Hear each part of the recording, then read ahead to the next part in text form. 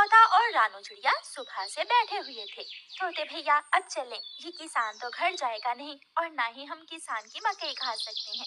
रानू चिड़िया, लेकिन वो कालू कौवा कैसे हर रोज किसान की मकई ले जाता है? वो कल भी मेरे सामने किसान की मकई खा रहा था। मैंने पूछा तो कहने लगा ये किसान के खेत से लाया हूँ। वो एक नंबर का चोर है, किसी न किसी तरह वो मकई चोरी करके ले जाता होगा। किसान खेत में काम कर रहा था और चिड़िया और तोता बिना मकई खाए ही जंगल वापस चले जाते हैं। हाँ भी तोते और चिड़िया, बताओ क्या आज तुमने किसान के खेत से मकई खाई है? ना ना, हम तो सुबह से दोपहर तक पेड़ पर बैठे रहे, लेकिन वो किसान है कि घर गया ही नहीं और हम थक हार कर बिना मकई खाए ही जंगल लौट आए। मैं तो जा रहा हूँ, पेट भर मकई खाऊंगा भी और अपने साथ भी लेकर आऊंगा। कालू कौवा इंसानों की बस्ती की तरफ जाता है। कालू कौवा किसान के खेत में जाकर किसान से कहता है, किसान किसान, तुम्हें तुम्हारी पत्नी घर बुला रही है, तुम्हारे घर में मेहमान आए हैं। अच्छा, तो मैं जल्दी से घर जाता हूँ। कौवे, शुक्रिया जो तुमने मुझे बता दिया। किसान अपने घर चला जाता है और कौवा मजे मजे से किसान के खेत से मकई खाने लगता है। नहीं, मैंने तो आपको नहीं बुलाया। क्या मेहमान नहीं आए थे? तो फिर उस काले कौवे ने मुझसे झूठ क्यों बोला? कौवा झूठा है, मैंने तो उसे नहीं भेजा। कौवा पेट भरकर मकई खाता है और कुछ मकई अपने साथ लेकर वापस जंगल लौट जाता है। कौवे कौवे, एक मकई का भुट्टा मुझे भी दे दो। ना ना, मैं तो मकई का भुट्टा किसी को नहीं दूंगा, बहुत मुश्किल से लाया हूँ मैं। कौवा चिड़िया के सामने बैठकर मकई का भुट्टा खा रहा था और चिड़िया के मुंह में पानी आ रहा था।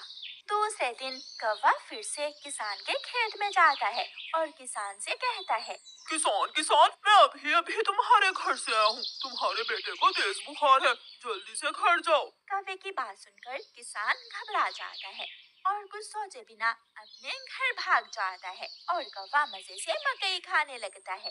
कहाँ है मेरा मुन्ना? मुन्ना तो बाहर खेलने गया हुआ है। क्या मेरा मुन्ना ठीक है? हाँ हाँ, मुन्ना तो बिल्कुल ठीक है। तो फिर इसका मतलब आज फिर उस शरारती कौवे ने मुझसे शरारत की है। उसने मुझसे कहा कि मेरे मुन्ने को बुखार है, मैं जल्दी घर जाऊं। वो कौवा जरूर आपको घर भेजकर खेत से फसल खाता होगा। मैं कल देखूंगा वो कौवा कैसे मुझे उल्लू बनाकर मेरे खेत से मेरी फसल खाता है। कौवा जंगल जाकर बहुत खुश था। वो जो मकई अपने साथ लाया था वो तोते और कबूतर के सामने बैठकर खाता है।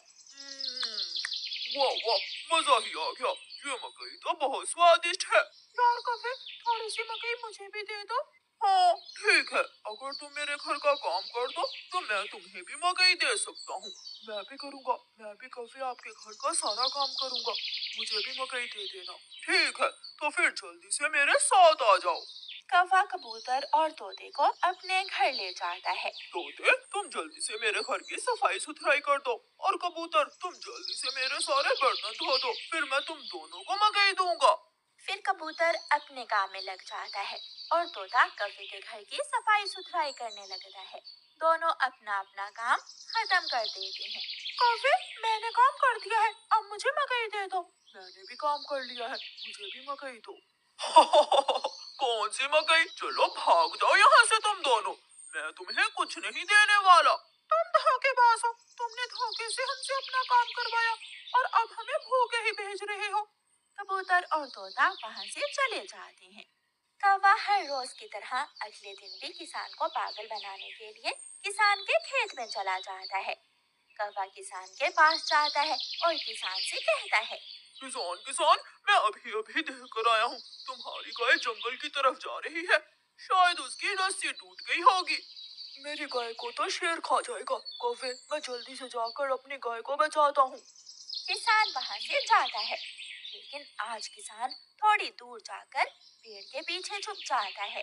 कौवा किसान के खेत में जाकर मकई खाने लगता है। तो ये कौवे का बच्चा इसलिए मुझे हर रोज किसी न किसी तरह खेत से भेज देता है। जब तक मेरे पास बड़ा दिमाग है, मुझे किसान की फसल खाने से कोई नहीं रोक सकता। किसान के पास बंदूक थी। किसान बंदूक चलाता है और गोली सीधी जाकर कौवे की टांग पर लगती है। कौवा बहुत मुश्किल से वहाँ से भागता है और किसी न किसी तरह अपने जंगल वापस पहुँच जाता है। वो अपने घर के बाहर आकर गिर जाता है। हाय, मर गया, मर गया।